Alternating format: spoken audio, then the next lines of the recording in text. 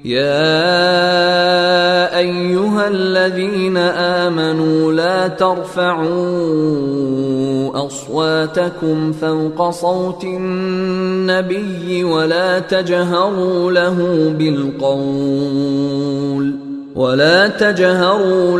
بالقول كجهر بعضكم لبعض أن تحبط أعمالكم وأنتم لا تشعرون. Bismillahirrahmanirrahim. Insyaallah kita lanjutkan tentang senantiasa berpikir tentang nikmat Allah. Karena hari Sabtu ini hanya qiraah, jadi agak ngebut masalah insyaallah ya. Ya Pak Rahmat. Silakan Pak. Senantiasa berpikir tentang nikmat Allah. Rasulullah sallallahu alaihi wasallam bersabda, "Tafakkaru fi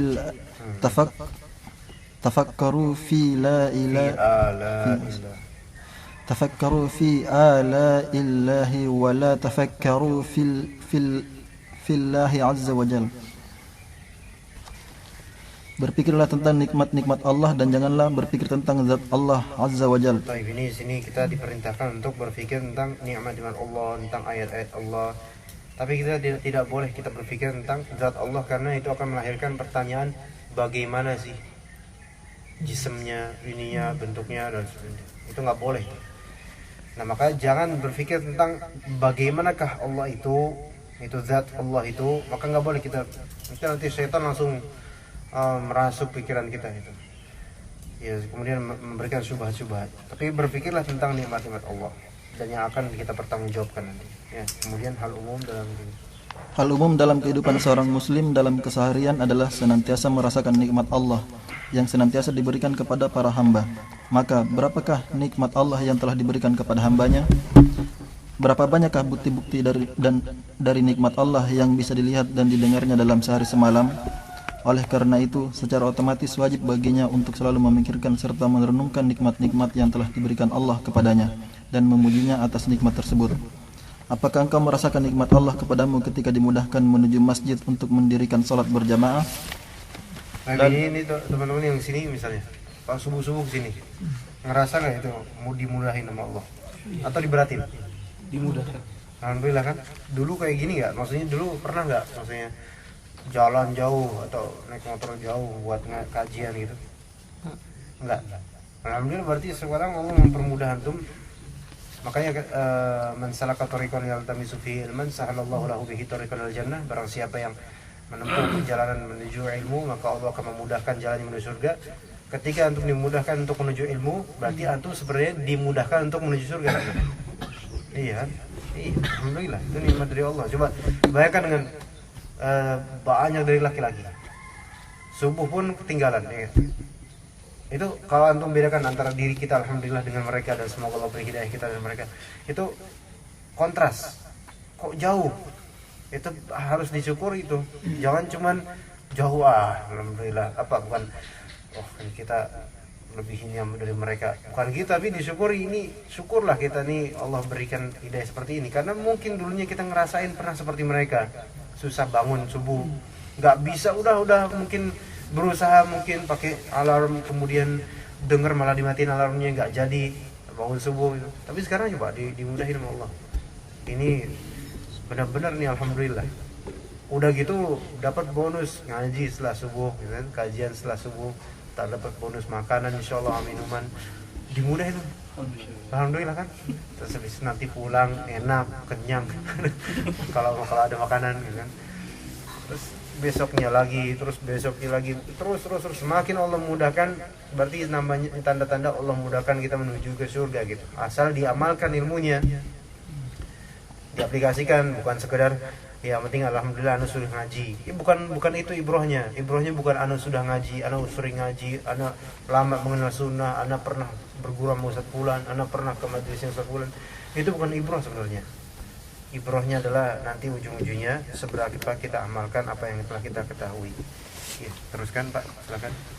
Lalu bagaimana orang-orang di sekelilingmu yang benar-benar dicegah dari mendapat nikmat tersebut? Nah, itu perhatikan itu.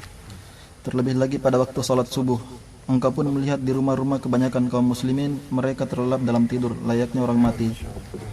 Apakah engkau tidak merasakan nikmat yang telah diberikan Allah Subhanahu wa taala tatkala engkau berjalan dan melihat begitu banyak pemandangan yang bermacam-macam?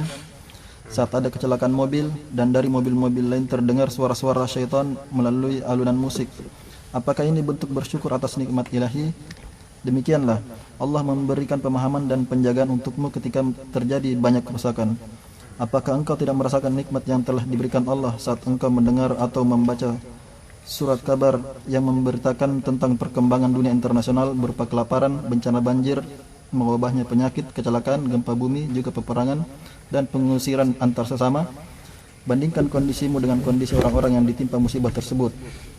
Hamba yang sukses ialah hamba yang hati, perasaan dan inderanya senantiasa tidak dilalaikan terhadap nikmat yang telah diberikan Allah kepadanya pada setiap keadaan, situasi dan kondisi bagaimanapun. Dan setiap fenomena yang ia hadapi, ia senantiasa berada dalam keadaan memuji Allah dan bersyukur kepadanya serta terhadap segala nikmat yang diberikan berupa nikmat Islam, kesehatan, kelapangan dan keselamatan dari setiap kejahatan. Dalam sebuah hadis Rasulullah SAW bersabda, "Man ra'a mubtalan faqal alhamdulillahilladzi afani mimma ibtalaka bihi wa faddalani ala katsirin mimman khalaqa tafdilan lam yusibhu zalikal bala." Barang siapa melihat orang yang mengalami cobaan, maka katakanlah olehnya, segala puji bagi Allah yang menyelamatkan aku dari sesuatu yang Allah memberi cobaan kepadamu, dan Allah telah memberi kemuliaan kepadaku melebihi kebanyakan orang. Niscaya orang tersebut tidak ditimpa cobaan. Allah Subhanahu wa taala berfirman, "Fadhkuru ala Allahi la'allakum tuflihun." Maka ingatlah akan nikmat-nikmat Allah agar kamu beruntung. Langsung mengkhatamkan Al-Quran setiap bulan ditambah. Mengkhatamkan Al-Quran setiap bulan. Rasulullah sallallahu alaihi wasallam bersabda, "Iqra'il Qur'ana fi syahr." Khatamkanlah Al-Quran dalam setiap bulan. Metode menghatamkan Al-Quran setiap bulan: meluangkan waktu sejenak sebelum salat fardu sekitar 10 menit yang memungkinkan untuk membaca 2 lembar atau sekadar 4 halaman sebelum salat atau setelahnya. Maka dalam sehari akan mendapatkan 10 lembar atau 20 halaman. Berarti engkau telah mencapai 1 juz. Dengan metode menghatamkan Al-Quran demikian, maka akan mudah menghatamkan kitabnya ini dalam setiap bulannya. Semoga Allah Ta'ala menjadikan kita orang-orang yang mencintai membaca Al-Quran. Jadi emang nggak mudah juga, kadang susah. Bukan susah di waktunya nggak ada, bukan sebenarnya. Tapi memang hatinya belum sana. Iya, sebenarnya kita masalah sibuk atau apa, sebenarnya bukan masalah sibuk. Nggak ada guru, nggak ada ini dalam belajar, dalam baca Al-Quran. Itu orang sekarang tuh banyak sekali punya alasan tuh. Tapi sebenarnya semua itu alasan dibuat-buat. Nggak ada yang nggak dibuat-buat. Yakin deh. Kenapa antum nggak pernah ikut kajian? Fonana sibuk. Setiap bulan, 1 bulan hanya 1 kali ngaji, kajian, ikut kajian misalnya, dimanapun. Dengan alasan sibuk. Bahkan punya handphone, punya MP3 nggak digunakan untuk dengar kajian misalnya.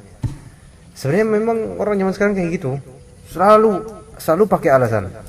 Yang mana takutnya itu alasan seperti itu nanti memang hanya sekedar untuk membenarkan kemalasannya yang nanti akan dipertanggungjawabkan di hari akhir, takutnya. Ya, takutnya begitu. Ya. Jadi kita banyak alasan untuk tidak membaca Quran, kesibukan, banyakkan pikiran. Masya Allah, justru itulah karena kita jarang baca Quran, jadi terasa seperti banyak sibuknya. Padahal rata-rata sibuknya kita untuk nyari mengeruk dunia, ya kan? Karena kurang baca Quran itulah makanya kita merasa nggak ada waktu untuk baca Quran. Tapi ada waktu untuk main game, untuk ngobrol sama teman-teman dan seterusnya. Masya Allah. Baik. Mohon kiatnya untuk cara menghafal Al-Quran. Menghafal Al-Quran. Menghafal Al-Quran pakai metode gini juga bisa. Antum menghafal Al-Quran misalnya dalam 1 hari antum hendak menghafal, misal jangan ekstrim dulu, jangan 1 halaman dulu, misal nggak kuat 1 halaman. Misal antum mau menghafalkan surat apa kira-kira apa? Kira-kira Al-Jin. Kenapa surat Al-Jin dulu? Soalnya enak sampai situ. Misal Al-Jin ya. Tapi Al-Jin antum enggak berpatuk langsung 1 halaman 1 hari, misal. Karena mungkin terlalu ini. 1/2 halaman misal. setengah halaman qul uhiya ilayya annahu istama'a nafarun minal jin sampai mana itu yang tengah-tengahnya. Mungkin 6 ayat atau 7 ayat ya situ. Nah, antum banyak caranya dan cara masing-masing orang tuh bisa beda-beda. Terus antum cocoknya mana gitu. Misal ini kemudian antum baca dan kalau bisa pakai metode Imam Al-Bukhari. Al-Bukhari itu menghafal beliau itu dengan cara idmanun nazar namanya. Idmanun nazar itu mencandukan pandangan. Jadi pandangannya tercandu pada ayat-ayat itu. Baca itu, jangan langsung qul hiya la ilaha illa hustama'na minal jinni faqalu inna sami'na qur'anan ajaba. Lagi baca lagi, nah 3 kali langsung. Qul hiya ilayya. Itu enggak benar itu sebenarnya. Banyak orang kayak gitu. Kecuali yang ininya sharp banget gitu. Kalau ininya pinter memang cepet ngapalin, oke lah mungkin. Tapi rata-rata kita enggak gitu. Nah, kita di sini sebenarnya antum enggak. Kita semua. Anda juga termasuk. Kita enggak bisa langsung gitu. Ya harus ini dulu konsentrasi bentuk hurufnya, harokatnya itu sampai terpatri. Oh, ini letaknya gini. Kalau bisa sampai 20 kali misalnya baca. Atau 10 kali lah, mungkin 15 kali ayat 1 aja. Baca ulang.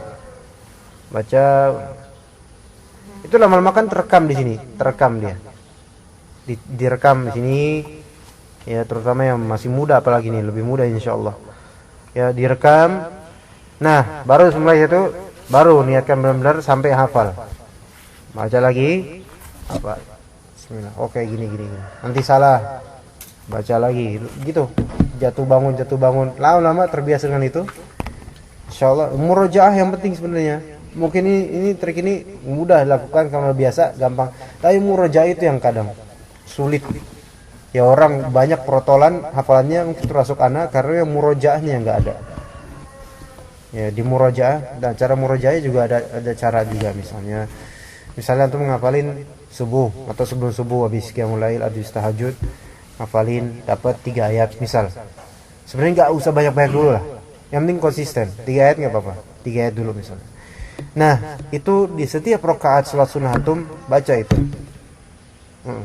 Di setiap rakaat 3 salat sunnah baca itu.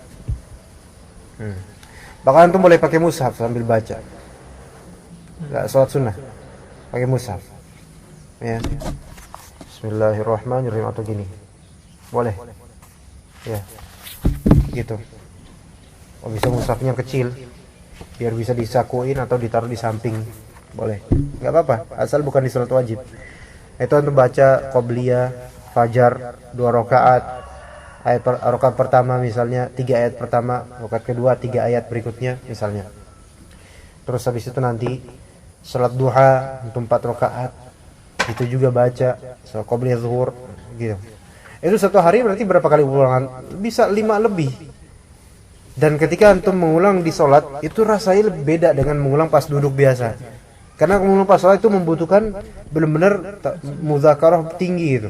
Sehingga membuat antum terlatih untuk mengulang-ulang hafalan kayak gitu. Mungkin hari esoknya juga ulangi lagi gitu. Oke. Sudah puas dengan jawabannya? Puas. Kalau nggak puas tanya aja yang lain ya. Baik itu ya.